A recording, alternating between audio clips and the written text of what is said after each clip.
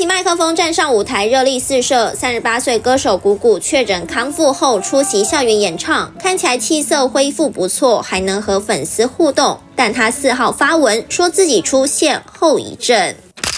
谷谷说，唯一的后遗症是1个月了都还在咳，要大家保重。回想谷谷染疫初期出现喉咙痛和咳嗽，复原的过程也不是很舒服。如今有后遗症让他很沮丧，粉丝都留言帮他加油打气。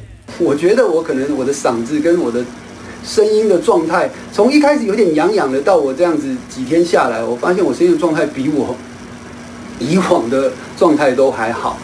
所以如果大家在家里是确诊的，那就赶紧就是尽量养生吧。戴着眼镜坐在家里角落开直播分享确诊隔离心路历程。艺人王少伟在不知情的情况下和确诊者接触染疫，居家照护10天，幸好4月底快筛阴性，身体恢复健康。王少伟也说，何必一直讨论被谁传染，自己不要传染别人就好。高 EQ 回应被赞翻。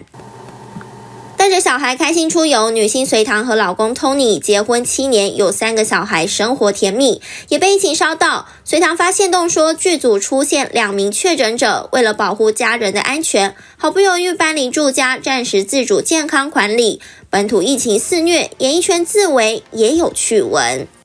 唐从圣分享皇家学院研究报告，就是长相越吸引的人，对新冠病毒的免疫力越高。唐从圣说自己安心许多，还 cue 了白云以及康康和 NONO， 表示担心他们的健康，让人哭心要不得。